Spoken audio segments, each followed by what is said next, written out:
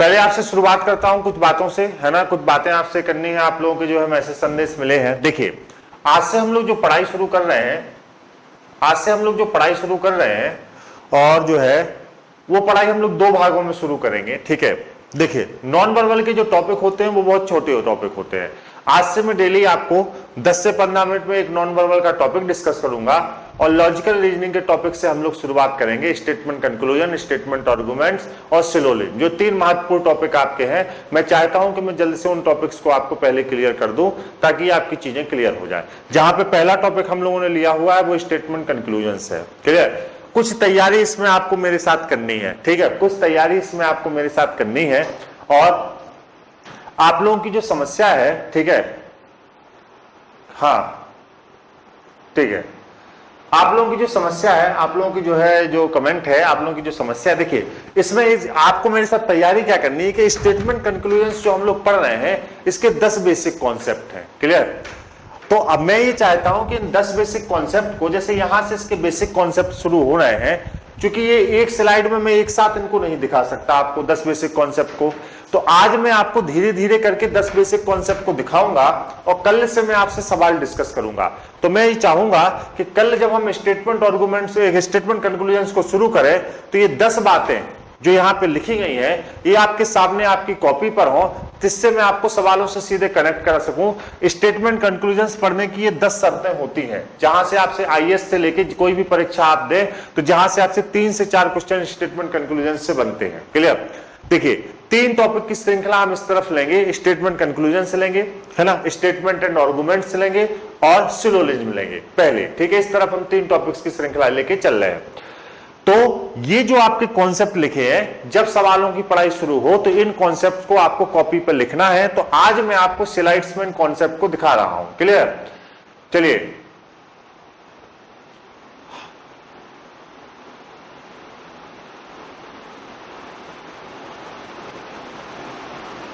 आप लोगों की समस्या है कि वीडियो नहीं आ रहे हैं। देखिए, वीडियो क्यों नहीं आ रहे हैं, मैं मैनेजमेंट से आपको बुलाता हूं और शाम को ये वीडियो आपकी क्लियर हो जाएंगे, क्लियर। जो वीडियो आपको नहीं मिल पा रहे वो शाम तक आपको मिल जाएंगे। मैं तुरंत सनी जी को बुला रहा हूं जो मैनेजमेंट पे, वो आपको बात करेंगे पहले कि वीडियो क्यों नहीं मिलेंगे, एश्योर करेंगे आपको, और इसके बाद फिर हम लोग आगे बढ़ते हैं। 1 मिनट रुक जाइए आप लोग, प्लीज आइए। सनी जी 1 मिनट आइए। सनी जी, आप मैनेजमेंट देखते हैं और ये आपसे बात करेंगे वीडियो के विषय में कि वीडियोज आप लोगों को क्यों नहीं मिल रहे हैं। सनी जी प्लीज बात करें। ये लीजिए आपके सामने, आप अपनी कंप्लेंट सनी जी से कर सकते हैं, मैनेजमेंट का हिस्सा है। हेलो एवरीवन, मैं आपसे ये कहना चाहता हूँ कि वीडियो जो रवि सर के वीडियोज हैं रीजनिंग के, उसका मिसयूज होने के कारण उन वीडियोज को प्राइवेट कर दिया गया है। यानी कुछ समय तक आप उन वीडियोज को नहीं देख पाएंगे, लेकिन 2 से 3 दिनों के अंतराल के बाद हम उस पर कुछ काम कर रहे हैं, उस पर कुछ वर्क कर रहे हैं, जिससे उन वीडियोस के आपके अलावा, यदि आपने फीस दिया है तो सिर्फ आप उसे देख पाए, कोई और उसे ना देख पाए, इसलिए उन्हें प्राइवेट किया गया है। उस पर हम काम कर रहे हैं निरंतर। 2 से 3 दिनों में हमारा काम पूरा हो जाएगा। उसके बाद वीडियोज आपके लिए ओपन हो जाएंगे और वो वीडियोज टेलीग्राम पे ना मिलके हमारी वेबसाइट targetwithalok.in पे आपको भेजे जाएंगे। आपको वहां पे रजिस्टर्ड किया गया है। आप जानते हैं कि मैंने आपसे ईमेल आईडी मांगा था, आपका नाम मांगा था, आपका मोबाइल नंबर मांगा था। वो चीजें इसीलिए मांगी गई थी कि आपको धीरे धीरे वहां पे शिफ्ट किया जा सके, ठीक है। तो आप बिल्कुल परेशान ना होइए, 2 से 3 दिनों में आपको सारी चीजें, रीजनिंग के वीडियोज फिर से ओपन कर दी जाएंगी हमारी वेबसाइट targetwithalok.in पे। और कंटिन्यू सर रीजनिंग पढ़ा रहे हैं, तो अभी कंटिन्यू पढ़ते रहिए, पीछे जो छूटा है उसे हम लोग कवर आपका करा देंगे, ठीक है सर। थैंक यू सनी जी, आपने पूरी बात सुनी यहाँ पर। और देखिए, आवाज आ रही थी आपको जब बात कर रहे थे सनी जी आपसे?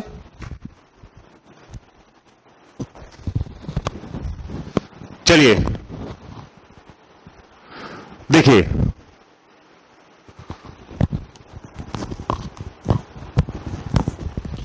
ध्यानपूर्वक मेरी बात सुने, मैं आपको कुछ चीजें क्लियर करता हूं। देखिए, किसी भी संस्था का जो मैनेजमेंट होता है वो पढ़ाई लिखाई का एक आवश्यक पक्ष होता है।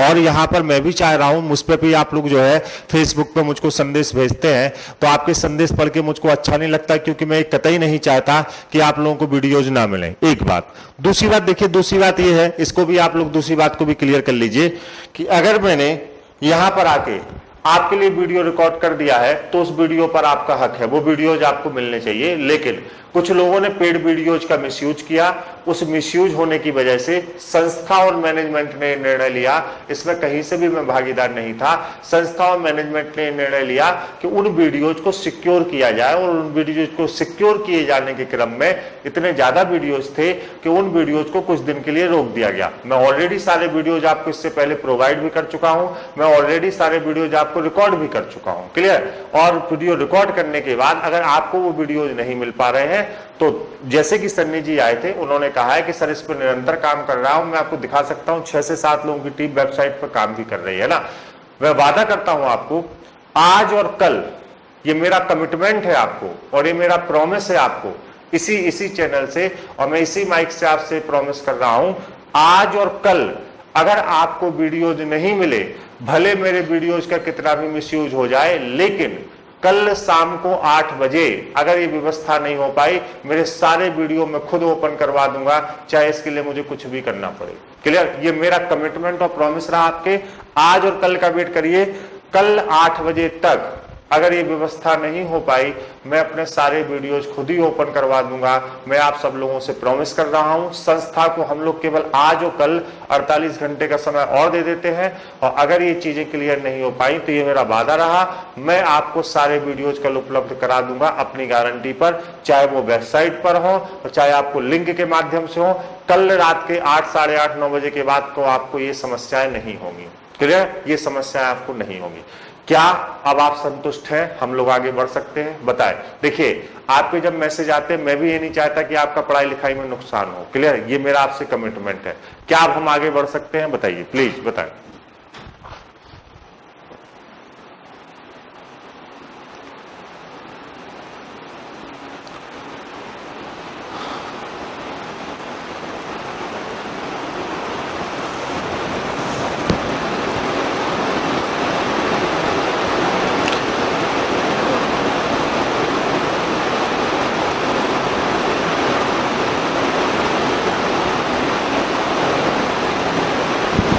देखिए, मैंने अपनी सारी बात आपसे कही। अब कुछ थोड़ी सी अगर दिक्कतें होती हैं तो उनको आप लोग भी समझें। देखिए, हम लोग बंधे होते हैं, हम लोग शर्तों से बंधे होते हैं, कॉन्ट्रैक्ट से बंधे होते हैं, सारी चीजें बेटा हम लोग के हाथ में नहीं होती। तो हम लोग आपसे इन चीजों को अवगत करा सकते हैं। और वीडियो का किसी ने बहुत जबरदस्त मिसयूज किया है, पेड बैच में ही आपके कोई ऐसा है और जो है जिसने वीडियो का मिसयूज किया है और सारे वीडियो को मिसयूज किया है। ऐसा आप लोगों को नहीं करना चाहिए और इसी वजह से आप लोगों को ये दिक्कतें आई हैं। हालांकि जिस व्यक्ति ने किया है, हम लोग उसके ऊपर विधिक कार्रवाई कर रहे हैं, उसके आईपी एड्रेस को ट्रेस कर रहे हैं और उसको हम लोग लीगल नोटिस देने जा रहे हैं बहुत जल्दी। और 2 ही 3 दिन में जिसने भी इसको मिसयूज किया है उसको पता भी चल जाएगा कि उसने कितने बड़ी गलती की है, और उसने जिस चीज से मिसयूज किया है वो अगर उसको डिलीट नहीं किया तो परसों तक सर्विलांस की टीम उस तक पहुंच जाएगी और उस पर दंडनीय कड़ी कार्रवाई होगी। इसकी हम लोग तैयारी कर रहे हैं, आप लोग चिंता ना करें, ताकि आगे से कोई भी ऐसा करने से पहले सोचे। संस्था इसके लिए काफी काम कर रही है, हम लोगों ने बाकायदा जो है इसके लिए प्रयास भी किए हैं और वो 3-4 दिन में उनको पता चल जाएगा जिन्होंने मिसयूज किया है ना। तो चलिए, इन लोगों के लिए आप चिंता मत करिए। खैर, इन चीजों से हटिए, अब आप सब लोग कंसंट्रेट होइए। हम लोग 2 महत्वपूर्ण टॉपिक्स को आज लेके चल रहे हैं। देखिए, प्लानिंग का हिस्सा समझ लीजिए, आगे की पढ़ाई का क्या है। प्लीज अब मैसेज बॉक्स से हटके केवल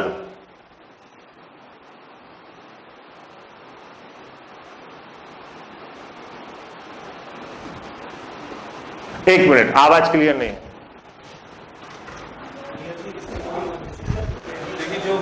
आर्यन, माइक नहीं चल रहा है, बैटरी नहीं बदली क्या?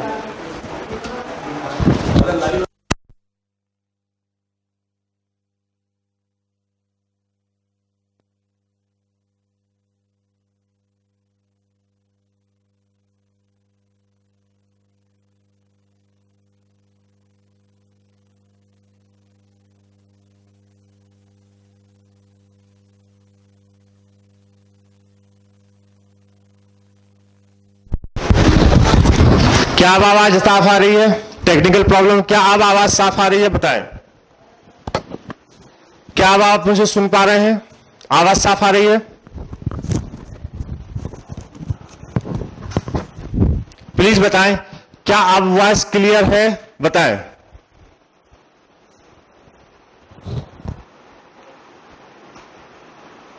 क्या आवाज क्लियर आ रही है? बोलिए।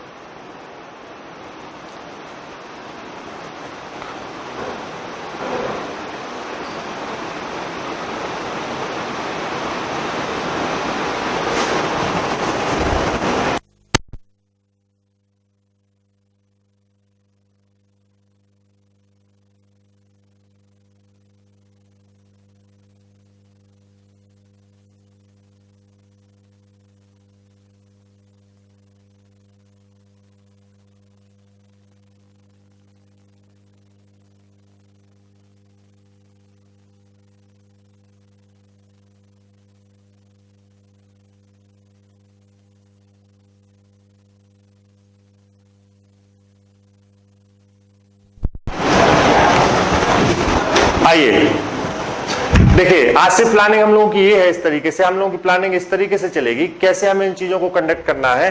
देखिए, दो टॉपिक आज से हम लोग लेके चल रहे हैं, क्लियर। एक तो हम लोग लेके चल रहे हैं, क्लियर है, स्टेटमेंट कंक्लूजन्स, और दूसरा हम लोग लेके चल रहे हैं, बताइए क्या, नॉन वर्बल में। स्टेटमेंट कंक्लूजन्स पढ़ने का तरीका आपका ये होगा कि देखिए, अगर ये नेट कट गया है तो ये पूरी क्लास आपको भी भेज दी जाएगी, आप लोग चिंता मत करें। स्टेटमेंट कंक्लूजन पढ़ने का मतलब ये होगा कि 14 बेसिक कॉन्सेप्ट हैं आपके, बेसिक कॉन्सेप्ट हैं 14 है आपके, स्टेटमेंट एंड कंक्लूजन्स के बेसिक कॉन्सेप्ट हैं 14, और इन बेसिक कॉन्सेप्ट्स को अगर हम लोग देखें, क्लियर, स्टेटमेंट आर्गुमेंट के बेसिक कॉन्सेप्ट हैं, इन बेसिक कॉन्सेप्ट को अगर हम लोग देखें तो मैं ये चाहता हूं कि कल जब हम स्टेटमेंट कंक्लूजन्स पढ़ें तो इन 14 बेसिक कॉन्सेप्ट को आप लोग एक काम करें कि इनको आप पहले से ही कॉपी पर लिखे रहें। 1 से लेके 14 तक की स्लाइड में आपको धीरे धीरे दिखाने चल रहा हूं। आपको घर पे आज क्या करना है कि इन 14 बेसिक कॉन्सेप्ट को कल जब हम इस टॉपिक को शुरू करेंगे तो आपको अपनी कॉपी पर पेन डाउन करके इस बेसिक 14 बेसिक सीक्वेंस के जो 14 सीक्वेंस है, इनको आपको एक पन्ने पर लिख के अपने सामने रखना है, जिससे कि हम पढ़ाई कर सकें, क्लियर। और कल मैं आपसे कहूंगा इस बेसिक कॉन्सेप्ट के हिसाब से, फिर मैं कल आपसे क्वेश्चन सॉल्व कराऊंगा, और मैं कहूंगा जैसे यहां लिखा है, स्टेटमेंट में कही गई बात निष्कर्ष में प्राप्त होनी चाहिए, क्लियर, एक बेसिक कॉन्सेप्ट है, ठीक है। यदि निष्कर्ष में कथन की कार्रवाई के रूप में हो सकारात्मक दिशा में, तो ऐसे निष्कर्ष क्या होते हैं, सत्य होते हैं। ये तीसरा बेसिक कॉन्सेप्ट है। इन्हीं बेसिक कॉन्सेप्ट को आधार बनाकर कल मैं आपको 15 क्वेश्चन स्टेटमेंट और आर्गुमेंट के सॉल्व कराऊंगा, स्टेटमेंट और कंक्लूजन्स के सॉल्व कराऊंगा। आपको करना क्या है, इस टॉपिक की तैयारी के लिए बस आपको इतना करना है कि स्टेटमेंट कंक्लूजन्स के इन 14 बेसिक कॉन्सेप्ट को, जो मैं अलग अलग स्लाइड में आपको आगे दिखाने चल रहा हूं, आपको अपनी कॉपी पे पेन डाउन करके रखना है, ताकि कल से जो सवाल हो या कल से जो सवाल आए वो आपको क्लियर किए जा सके, पढ़ाई जा सके, क्लियर। पहले 3 बेसिक कॉन्सेप्ट मैं आपको यहां पे दिखा रहा हूं, धीरे धीरे करके मैं स्लाइड बदल रहा हूं और 14 बेसिक कॉन्सेप्ट आपको दिखाऊंगा, क्लियर। अब पहले 3 बेसिक कॉन्सेप्ट आपके यहां पे ये है, अगले 3 बेसिक कॉन्सेप्ट अब आपके यहां पे है। देखिए, चौथा और 5वां बेसिक कॉन्सेप्ट आपका ये है, ये आपको पेन डाउन करके रखना है, मैं धीरे धीरे स्लाइड को बदल रहा हूं। ये चौथा और 5वां बेसिक कॉन्सेप्ट है जो आपको पेन डाउन करना है। ज्यादा से कम को प्राप्त किया जा सकता है, लेकिन कम से ज्यादा को कभी भी प्राप्त नहीं किया जा सकता। 5वां, यदि एक ही क्रिया से बी के प्रभाव का होना सत्य है, तो निष्कर्ष भी एक ही क्रिया से बी के प्रभाव का होना ही सत्य होगा। ये आपके 2 और बेसिक कॉन्सेप्ट हैं, कौन कौन से बताइए, चौथा और 5वां, चौथा और 5वां। ऐसे हम लोगों को 14 बेसिक कॉन्सेप्ट को क्लियर करना है। चौथा और 5वां बेसिक कॉन्सेप्ट आपका यहाँ पे है। और आगे अगर हम लोग बढ़ते हैं यहाँ पर, तो देखिए ये आपके फिर 2 बेसिक कॉन्सेप्ट हैं, 6वां और 7वां। संवैधानिक आधारों, वैज्ञानिक खोजों, प्रचलित विधि व्यवस्था और सरकार द्वारा जारी सत्यापनों पर आधारित निष्कर्ष हमेशा सत्य होते हैं। ये 6वां बेसिक कॉन्सेप्ट है। और 7वां, यदि कथन सकारात्मक हो तो उसका निष्कर्ष भी सकारात्मक ही होगा। यदि कथन सकारात्मक हो तो उसका निष्कर्ष भी क्या है, बताओ, सकारात्मक ही होगा। और यदि कथन नकारात्मक हो तो उसका निष्कर्ष भी क्या होगा, बताओ, नकारात्मक ही होगा, क्लियर। ये आपका 6वां और 7वां बेसिक कॉन्सेप्ट जो आपको याद रखना है। इसके बाद 8वां और 9वां बेसिक कॉन्सेप्ट ये है। इस सब आपको अपनी कॉपी पर एक पन्ने पर सामने लिख के रखना है। मैं बार बार रिक्वेस्ट कर रहा हूं, एक पन्ने पर सामने लेके रखना है, क्योंकि जब सामने लेके रखेंगे तो कल हम लोग अच्छे से सवाल सॉल्व करेंगे। 8वां बेसिक कॉन्सेप्ट है, यदि कोई निष्कर्ष कथन की सूचना के किसी भाग में या सभी भागों में दिया गया हो तो वह सत्य होगा। यदि कोई निष्कर्ष कथन की सूचना के किसी भाग में या सभी भागों में दिया गया हो तो वह क्या होगा बताओ? सत्य होगा। क्लियर। 9वां बेसिक कॉन्सेप्ट है, किसी भी समस्या के दो पहलू होते हैं। यदि एक कथन में दिया गया हो तो दूसरा निष्कर्ष के रूप में सही होगा। किसी भी समस्या के दो पहलू होते हैं, यदि एक कथन में दिया गया हो, क्लियर, तो दूसरा निष्कर्ष के रूप में बिल्कुल सही होगा। 8वां और 9वां ये बेसिक कॉन्सेप्ट आपका यहां पे है। अगले दो बेसिक कॉन्सेप्ट के लिए जब हम लोग आगे बढ़ते हैं तो 10वां बेसिक कॉन्सेप्ट है, प्लीज इन सबको आपको कॉपी पे नोट करना, नहीं तो लॉजिकल रीजनिंग आपको समझ में नहीं आएगी। एक टफ टॉपिक है, मेरी बात अच्छे से मानिएगा। कल एक पन्ने पे इन सारे बेसिक कॉन्सेप्ट को करना है। यही बेसिक कॉन्सेप्ट हमारे सवालों का आधार है, जिनके आधार पे हम क्वेश्चंस को सॉल्व कर सकते हैं। चिंता मत करिए, क्लास रुक गई है, रिकॉर्डिंग क्लास आपको भेजी जाएगी, सारी चीजें आपको क्लियर हो जाएंगी। यहां पे क्या लिखा है बताओ? कथन को हमेशा सत्य मानना चाहिए, वह मानकर चलना चाहिए कि दी गई समस्या का कारण व समाधान कथन में ही निहित है, उसी आधार पर निष्कर्ष का सत्यापन करना चाहिए। 10वां बेसिक कॉन्सेप्ट है हमारा। क्लियर। इसके आधार पर हम इन चीजों को क्लियर करेंगे आपका। और फिर आगे बढ़ते हैं। फिर लिखा है, यदि कथन में सलाह, परिणाम, निदान, प्रचार, क्लियर है? क्लियर आ रहा है ना? आप चीजें क्लियर है आपके लिए? चीजें क्लियर हो रही हैं? आवाज साफ आ रही है आपको? क्लियर है? प्लीज कमेंट करें।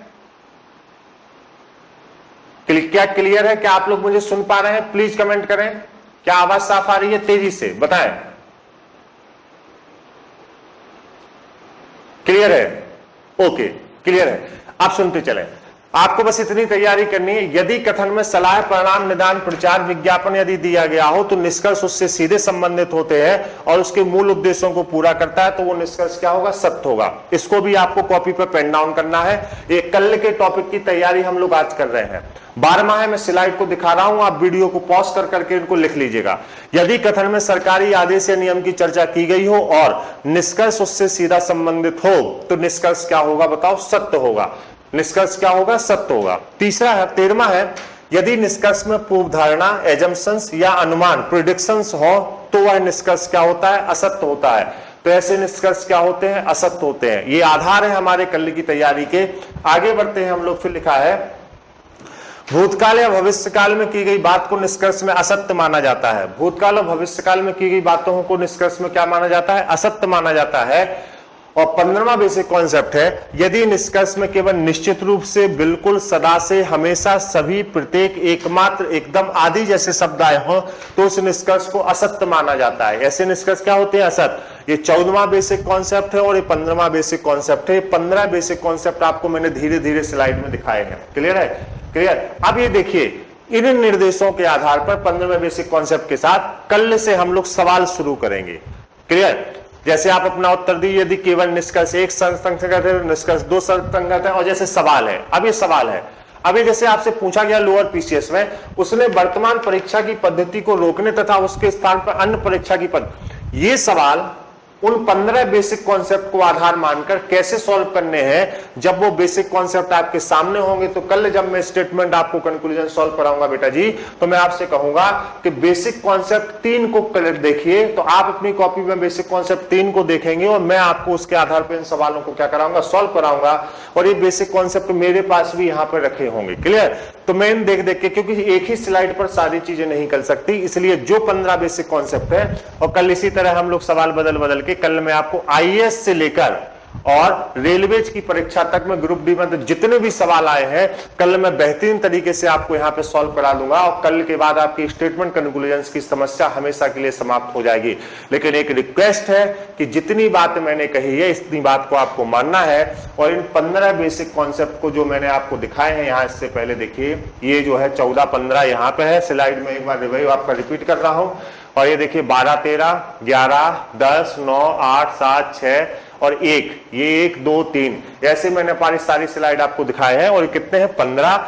इन 15 बेसिक कॉन्सेप्ट को आप क्लियर करिए और कल के बाद स्टेटमेंट कंक्लूजन्स में आपको कोई दिक्कत नहीं होगी। क्लियर।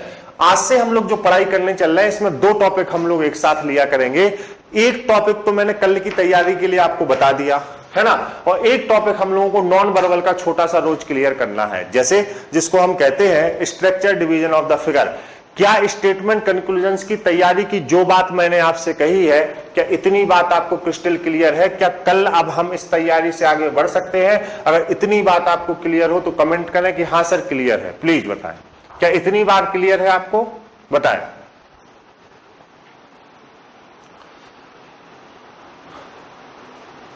क्रिस्टल क्लियर है बेटा इतनी बात? बताएं प्लीज। क्लियर है? अब हम लोग आज के टॉपिक पर चलते हैं। ये कल के टॉपिक की तैयारी थी और आज हम लोग नॉन वर्बल का एक छोटा सा टॉपिक लेने चल रहे हैं, जिससे आपके एक सवाल या दो सवाल परीक्षाओं में बनते हैं, जिसका नाम है structure division and rotation of the figure. मैं आपको पहले ही क्लियर कर दूं कि उस सवालों को हम लोग कैसे सॉल्व करते हैं, मैं क्लियर करता हूं। आपके नॉन वर्बल के एक छोटे से टॉपिक का नाम है, रोज हम लोग नॉन वर्बल के एक टॉपिक को आज से क्लियर करेंगे, उसका नाम है, अब आप लोग यही कंसंट्रेट करें, मैं यही आपको सवालों में समझाऊंगा और आगे बढ़ता जाऊंगा। Structure division and rotation of the figure. Clear?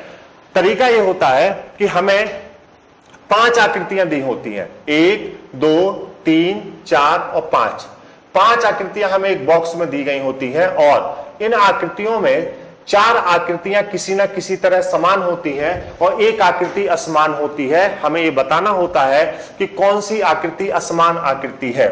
मैं आपसे फिर क्लियर कर दूं, इस टॉपिक में क्या करना होता है, हमें 5 आकृतियां हमें दी गई होती है, जिसमें 4 किसी न किसी तरह समान होती है और एक क्या होती है, असमान होती है। हमें बस ये तय करना होता है कि कौन सी आकृति असमान है। इस टॉपिक में हमें यही करना है। देखिए पीसीएस में भी आपकी जब पिछला पेपर हुआ था तो 2 क्वेश्चन इस टॉपिक से थे, आईएएस ने भी आपसे 2 क्वेश्चन नॉन वर्बल से पूछे थे। आप वीडियो वगैरह के जब पेपर देते हैं, अधीनस्थ के पेपर जब आप देने जाते हैं तो भी आपसे यहां से क्वेश्चन पूछे जाते हैं नॉन वर्बल के हिस्से के। तो इस टॉपिक को हमें क्लियर करना है। अब पहली आकृति में आपके सामने लेके आ रहा हूं, कैसे क्लियर करना है। जैसे एक आकृति आपके सामने दी गई है, आप लोग स्लाइड पर देखें। आप लोग ये बताना है, इस आकृति में 4 आकृतियां किसी न किसी तरह समानता प्रदर्शित करती हैं और एक आकृति किसी न किसी तरह असमान है। तो आपको यह बताना है कि असमानता किस चीज की है। जैसे एक सवाल को मैं आपको समझाता हूं किस प्रकार हमें इसको क्लियर करना है। जैसे अगर हम पहली आकृति को देखें तो ये 4 ही रेखाओं से मिलकर बनी है। गौर से देखिए, 1 2 3 4, पहली आकृति 4 रेखाओं से मिलकर बनी है। आप देख पा रहे हैं पहली आकृति में केवल कितनी रेखाएं, बताओ बेटा जी? 4। और मेरी प्रिय पहली आकृति में कितनी रेखाएं? 4। दूसरी आकृति में भी हम देखें 1 2 3 4, दूसरी आकृति भी 4 ही रेखाओं से मिलकर बनी है। रेखाओं की संख्या कितनी है बताओ? 4, दूसरी में भी। तीसरी आकृति को अगर हम देखें तो तीसरी आकृति भी 4 ही रेखाओं से मिलकर बनी है। देखो 1 2 3 4, तीसरी आकृति भी 4 ही रेखाओं से मिलकर बनी है। और हम 5वीं आकृति को देखें तो 5वीं आकृति भी 4 ही रेखाओं से मिलकर बनी है। 5वीं आकृति भी 4 ही रेखाओं से मिलकर बनी है। लेकिन अगर हम गौर से देखें तो हम इसको असमान पद के रूप में छांटेंगे, क्योंकि ये जो आकृति है, गौर से देखिए, ये 1 2 3 4 5 6 7 8, ये आकृति 8 रेखाओं से मिलकर बनी है, तो ये असमान हो जाएगी। तो समानता का बोध ये हो रहा है इस पे। बताइए कि जो 4 आकृतियां हैं ए बी सी और ई, ये 4 रेखाओं से मिलकर बनी है, लेकिन डी वाली जो आकृति है वो 4 से अधिक रेखाओं से मिलकर बनी है। इसलिए हमारा उत्तर यहां पे कौन सा होगा बताओ? डी होगा। कौन सा होगा बताओ? डी होगा। क्लियर? देखिए वीडियो के बीच में जो इंटरप्शंस था वो इंटरप्शंस दूर हुआ है, वो वीडियो एडिट करके आपको साफ वीडियो भेजा जाएगा। आप पढ़ाई पे फोकस करें। नेट वेट ये प्रकृति की चीजें हैं बेटा, हम लोग इस पर जो है हमारा कोई काबू नहीं है, कब बफरिंग हो जाए कब हो जाए, लेकिन कंटेंट पूरा आपको मिलेगा। अब जैसे ये सवाल समझ में आया? क्या इस चैप्टर का कॉन्सेप्ट समझ में आया? आसान चैप्टर है, बताएं। जो लोग सारी वीडियो का पूछ रहे हैं, मैंने उनको पहले ही वीडियो के प्रारंभ में क्लियर कर दिया, मैनेजमेंट से बात करा दी, उससे बाहर निकले, यहां फोकस करें। आप बताइए क्या ये क्लियर हुआ? तो इस कॉन्सेप्ट पे आप सवाल आपसे पूछे जा सकते हैं, बताएं। अब अगला सवाल मैं आपके लिए दे रहा हूं और आपको 5 से 7 सेकंड में तेजी से आंसर करने हैं। इसी कॉन्सेप्ट पे हम लोग ये पूरा टॉपिक सॉल्व करने चल रहे हैं। जैसे दूसरा सवाल आपके सामने है, आप लोग देखिए और बताइए इसमें से कौन असमान है और क्यों, रीजंस के साथ बताएं, तेजी से बताएं।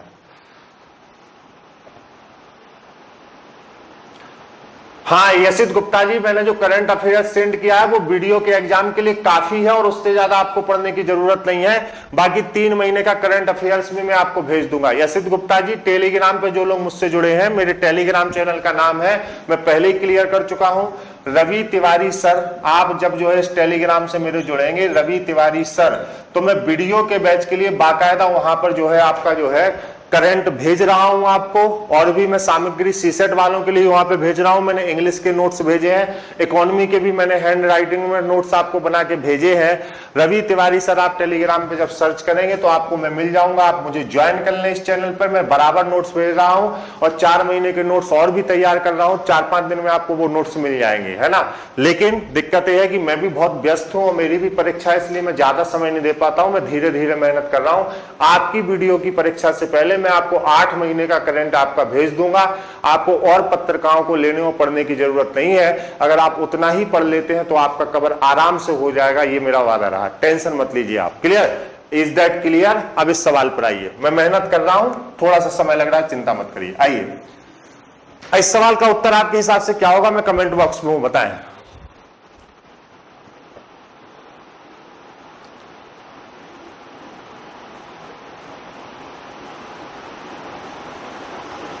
ओके, ऑड इवन वाला कॉन्सेप्ट है, बिल्कुल सही है। देखिए यहां पर पत्तियों की संख्या 2 है, यहां पर पत्तियों की संख्या 3 है, 1 2 3। यहां पे पत्तियों की संख्या 4 है, यहां पे पत्तियों की संख्या 6 है और यहां पे पत्तियों की संख्या 8 है। गौर से देखिए, तो देखिए यहां पे पत्तियों की संख्या में ऑड और इवन के कॉन्सेप्ट को लिया गया है। तो यहां पे अगर हम लोग देखें तो 2 even number, 4 even number, 6 even number, 8 even number, लेकिन 3 ऑड नंबर। लेकिन 3 क्या है बताइए, ऑड नंबर है, तो हमारा उत्तर क्या होगा बताओ, 3 होगा। क्लियर है? आइए, क्लियर है? कोई दिक्कत है क्या? ये सवाल क्लियर है? आगे बढ़ा जा सकता है? Is that clear? क्या बेटा ये प्रश्न आपको क्लियर हो गया?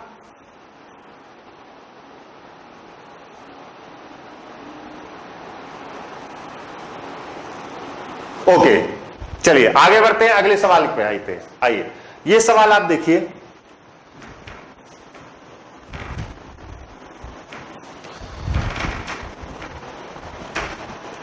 इस सवाल का उत्तर क्या होगा बताइए। कुछ आकृतियां आपके सामने हैं,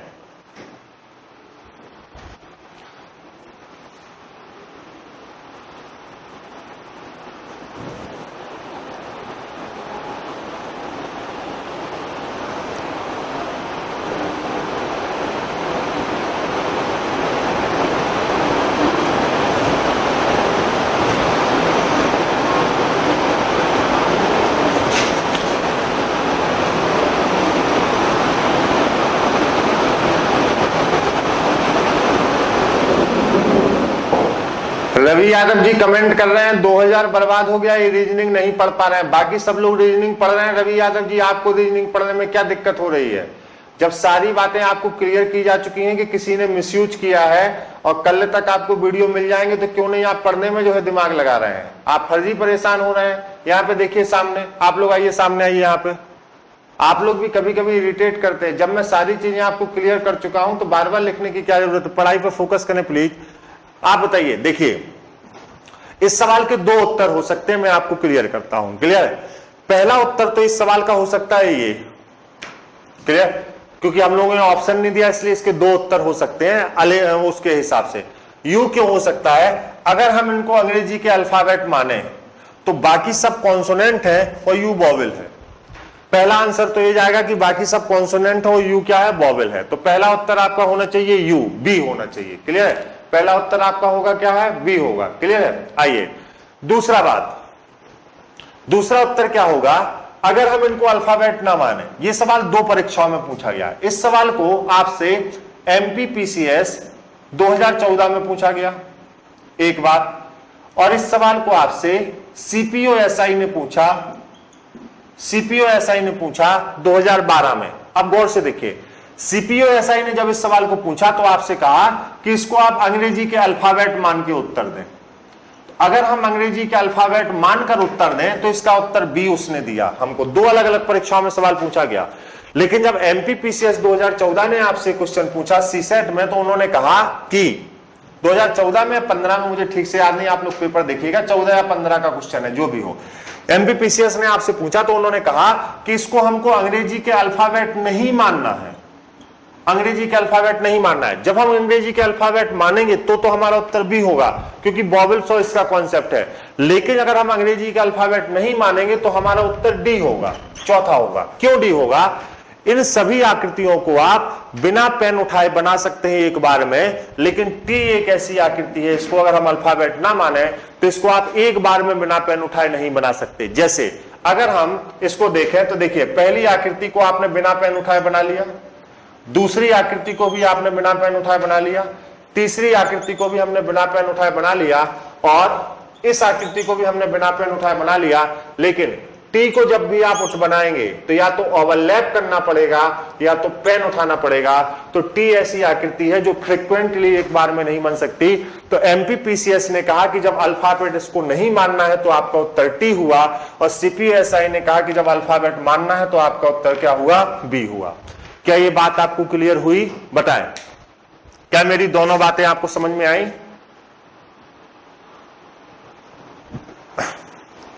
क्या मेरी दोनों बातें आपको क्लियर हुई?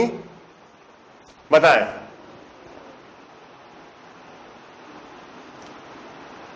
ओके, ये देखिए, ये थोड़ा सा लॉजिकल टॉपिक है, और एक सवाल इसका आपकी परीक्षाओं में होता है, एक ही सवाल आता है, लेकिन एक सवाल हमारा किसी भी कीमत पे बेटा गलत नहीं होना चाहिए। आइए अगले सवाल की ओर आपको ले चलते हैं। तो यहां पर अगला सवाल मैं आपके सामने लेके आ रहा हूं। अब आपको बताना है कि उसका लॉजिक क्या है और उसका उत्तर क्या होगा। अगले सवाल को लीजिए, आइए यहां पे देखिए। अब आप इसके लिए मुझको बताएं कि इसकी आकृति का उत्तर क्या होना चाहिए। बताएं, अब आपका लॉजिक मैं देख रहा हूं, बताएं।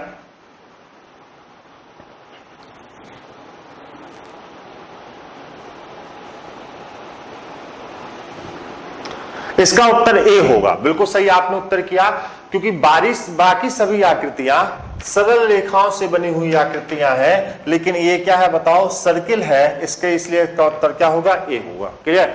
हाँ, बिल्कुल सही है। आपका उत्तर क्या है? ए है, क्योंकि बाकी सभी आकृतियां क्या है बताओ? सर्किल है, और इसका उत्तर ए इज द एब्सोल्यूट आंसर। ये थोड़ा सा आसान क्वेश्चन था, इसमें बहुत लॉजिक हम लोगों को नहीं लगाना था, इसलिए उसका उत्तर क्या हो गया? ए हो गया। अगले सवाल की ओर मैं आपको ले चलता हूं। अब आप बताइए इसका उत्तर क्या होना चाहिए। अब आपकी परीक्षा है, इसका उत्तर बताएं क्या होगा प्लीज। इसका उत्तर बताइए क्या होना चाहिए।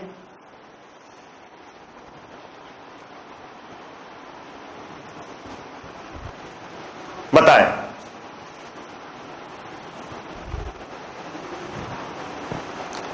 बिल्कुल, इसका उत्तर बी होगा। बिल्कुल सही उत्तर किया। क्यों? ये सभी प्रॉपर ज्योमेट्रिकल फिगर हैं, ज्यामितीय आकृतियां हैं। कैसे? ये वृत्त है, ये आयत है, ये अर्धवृत्त है, सेमी सर्किल एंड ट्राइंगल, है ना? Circle, rectangle, semi circle, triangle. लेकिन बी जो आकृति है ये कोई भी प्रॉपर ज्योमेट्रिकल फिगर नहीं है, इसलिए इसका उत्तर क्या होगा बताइए? बी होगा।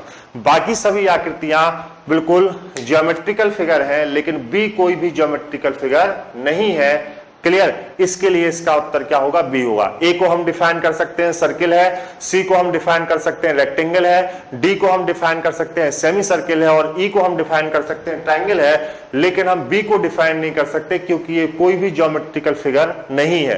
तो इसका उत्तर क्या होगा? बी होगा। क्लियर है? ओके, क्या ये बात आपको क्लियर किया? क्लियर हुआ? तो अगले क्वेश्चन पे बढ़ा जाए। क्या यहां तक के सवाल आपको क्लियर है? बताएं। अगला क्वेश्चन अब आपके लिए, आइए। मजा आ रहा है? आनंद आ रहा है कि नहीं? अब आप इसका उत्तर करें, बताएं इसका उत्तर क्या होगा, ये बताइए आप।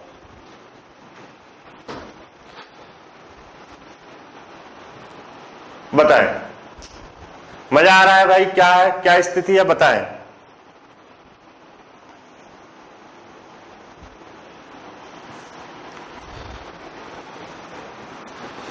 Very good. इसका उत्तर ए होगा, क्योंकि ए इनकम्प्लीट फिगर है, ये आकृति पूर्ण नहीं है, और बाकी सभी आकृतियां क्या है? पूर्ण है। देखिए, मेरी आपसे एक रिक्वेस्ट है, आप लोग चीटिंग मत करें। आप लोग चीटिंग कर रहे हैं, चीटिंग मत करें। जब आप कोई उत्तर दें तो उसके साथ उसका लॉजिक जरूर लिखें। नहीं तो मैं चीटिंग मानूंगा इसको, है ना। चीटिंग ना करें, जब आप कोई उत्तर लिखें तो उसके साथ उसका लॉजिक लिखें। जैसे ए क्यों, उसके आगे लिखें इनकम्प्लीट फिगर, है ना। ए क्यों इनकम्प्लीट फिगर, तब हमारा लॉजिक पूरा माना जाएगा। हालांकि परीक्षा में आपको ABCD ही टिक करना है, लेकिन यहां जब आप लिखें तो लॉजिक जरूर लिखें, प्लीज लॉजिक जरूर लिखें। आइए आगे बढ़ते हैं। ये तो क्लियर हो गया, ए इनकम्प्लीट फिगर है। अब अगले सवाल से लॉजिक जरूर लिखें सवाल के साथ। ये बताइए आप, अब इसमें क्या होगा, लॉजिक के साथ चाहिए।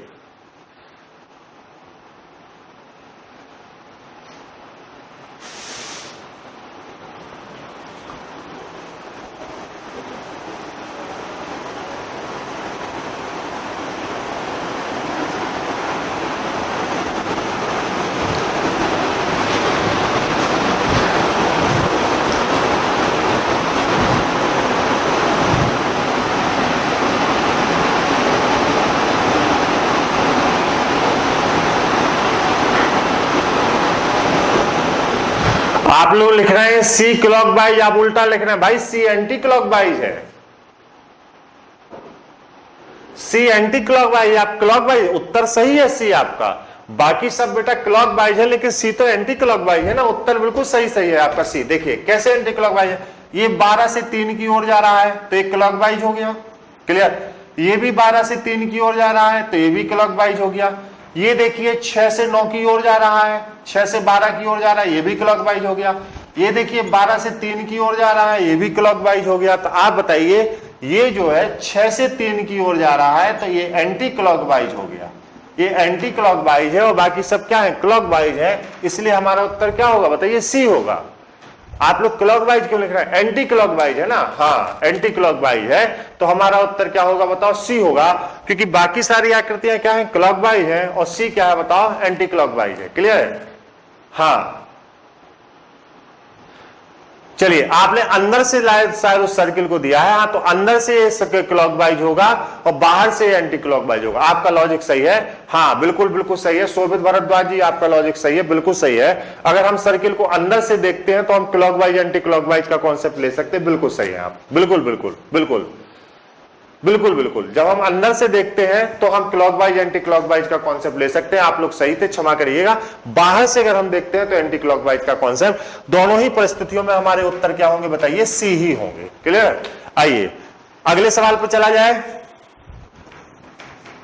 रीजनिंग में 50 में से 48 करना है, कसम खा लीजिए।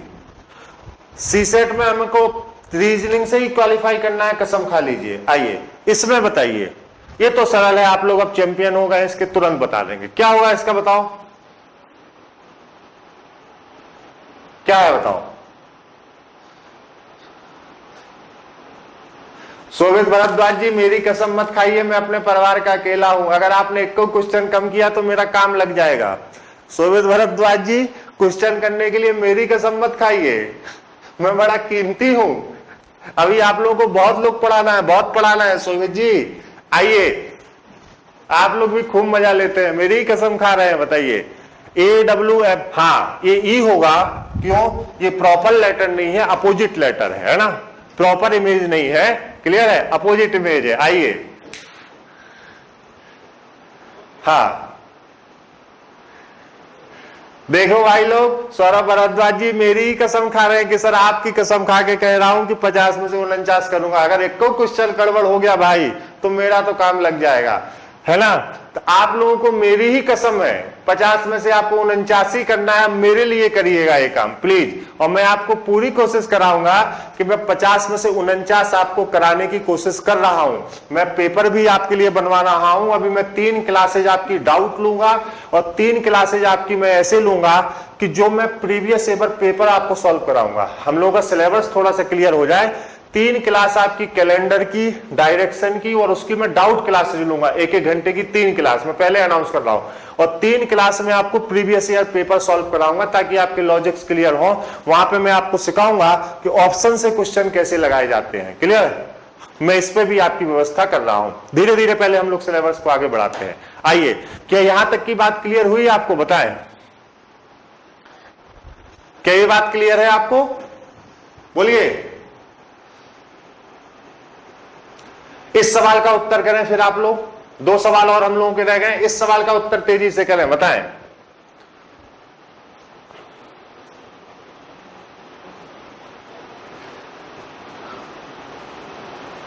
पिछली क्लास बेटा कल शाम से मिल जाएगी, पिछली क्लास कल शाम से मिल जाएगी। टेलीग्राम पे भी व्यवस्था कर रहे हैं आप लोग, रवि तिवारी सर सर्च करिए, सब व्यवस्था कर रहा हूं, चिंता मत करिए, थोड़ा समय लगेगा। इसका उत्तर दीजिए, आइए इसका उत्तर दीजिए, एंजॉय करिए लाइफ को यार। आप लोग बहुत चिंतित रहते हैं, डोंट वेरी, हम साथ साथ हैं, हम साथ साथ हैं, हम लोग सब कर लेंगे, परेशान मत होइए। मैं आपका साथ जीवन में कभी नहीं छोड़ूंगा, मेरा वादा रहा आपसे, मैं हर परिस्थितियों में आपके साथ हूं, बिल्कुल टेंशन मत लीजिए, चिंता मत किया करिए आप लोग। इसका उत्तर करें, बस ये बताएं। ऑड इवन का कॉन्सेप्ट है, क्लियर है, बिल्कुल क्लियर हो जा रहा है आपको, है ना? हाँ बिल्कुल सही है, ऑड इवन का कॉन्सेप्ट है, क्लियर है, बिल्कुल बिल्कुल। आइए अब एक लास्ट सवाल जो आपसे आईएएस की परीक्षा में पूछा गया, इसका लॉजिक आपको बताना है और हम लोग इस चैप्टर को खत्म कर लेंगे। बताइए, ये आपसे आईएएस 2015 में आपसे ये पूछा गया है, बताइए इसका लॉजिक क्या है, बताएं। अगर आप बता लिए तो हम लोग मान जाएंगे ये टॉपिक अब आपका गलत नहीं होगा, बताइए।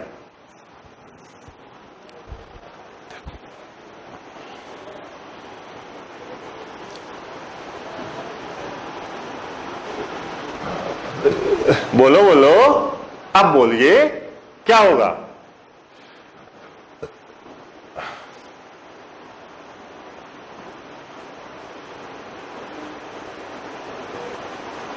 बिल्कुल सही, इसका उत्तर डी होगा, क्लॉकवाइज। वेरी गुड, शाबाश, आप लोगों ने उत्तर सही किया, खुश हुआ मैं। इसका उत्तर डी होगा। देखिए सब एंटी क्लॉकवाइज है, ये देखो 7 से 6 की तरफ चल रहा है, इसका मतलब एंटी क्लॉकवाइज। ये गौर से देखिए आप, ये 5 से 4 या 3 की तरफ चल रहा है, इसका मतलब ये भी एंटी क्लॉकवाइज, क्लियर है। ये देखिए आप जो है 12 से 11 की तरफ जा रहा है, इसका मतलब ये भी एंटी क्लॉकवाइज। लेकिन ये गौर से आप देखिए 6 से 7 की तरफ जा रहा है, इसका मतलब क्लॉकवाइज। और ये आप देखिए 9 से 6 की तरफ जा रहा है, इसका मतलब एंटी क्लॉकवाइज। इसका मतलब ये है कि 4 आपके एंटी क्लॉकवाइज हो, डी केवल एकमात्र ऐसा है जो क्लॉकवाइज है। तो हमारा उत्तर क्या होगा बताइए? डी होगा। क्या होगा बताओ? डी होगा। क्लियर है? तो आज हम लोगों ने नॉन वर्बल का एक छोटा सा टॉपिक खत्म किया। अब कल से हम लोग इस रूटीन को बना के रखेंगे कि एक हम लोग लॉजिकल रीजनिंग का टॉपिक डिस्कस करेंगे और एक हम लोग रोज नॉन वर्बल का छोटा सा टॉपिक खत्म करेंगे, ताकि आपके टॉपिक थोड़े जल्दी जल्दी निकलते जाए। कल की तैयारी के लिए आपको बेटा क्या करना है, स्टेटमेंट कंक्लूजन्स के जो 10 बेसिक कॉन्सेप्ट है उसको आपको अपनी 15 उसको आपको अपनी कॉपी पर लिख के रखना है, और मैं भी अपने पास रखूंगा और मैं आपसे कहूंगा उस बेसिक कॉन्सेप्ट के आधार पर। और कल के बाद आपके स्टेटमेंट कंक्लूजन्स के क्वेश्चंस गलत नहीं होंगे, लेकिन इतनी मेरी बात को मानिएगा कि एक साफ पन्ने पर उसको लिख के रखिएगा और हम लोग चीजों को फिर कल से आगे बढ़ाएंगे। जो क्लास का इंटरप्शन हुआ था उसके लिए जो है सॉरी। वीडियोज आपको कल 8 बजे तक मिल जाएंगे, मैं आपको प्रॉमिस कर चुका हूं, अपनी तरफ से वादा कर चुका हूं। बाकी साथ में बने रहे, पॉजिटिव रहे, मस्त रहे, एंजॉय करें लाइफ को। मैं जीवन भर आपके साथ हूं, हमेशा आपकी परिस्थिति में आपके साथ हूं। कभी भी आपको दिक्कत हो आप मुझसे टेलीग्राम से जुड़े हैं, फेसबुक से जुड़े हैं, आप बताइए, आपकी एक एक बात स्वीकार है। आज बताइए टॉपिक मैं नॉन वर्बल का खत्म करता हूं, अब कल हम लोगों की मुलाकात होगी, और तो कोई दिक्कत नहीं है, बताएं। याद नहीं करना है, केवल लिखना है, याद नहीं करना है, केवल लिखना है। कल से हम लोग ऐसी एक स्लाइड डेली नॉन वर्बल की सॉल्व करने वाले हैं और आप लोगों को खूब मजा आएगा। आज की क्लास को बाइंड अप करता हूं यहीं पर, कल फिर से मुलाकात होगी पूरी तैयारी के साथ। क्या तैयारी करनी है मैंने आपको बता दिया है, और जो है बाकी आगे बढ़े, सकारात्मक रहे, मस्त रहे, और जो है आज के लिए इतना ही, और bye bye, thank you so much, नमस्कार, आपका दिन शुभ हो, थैंक यू।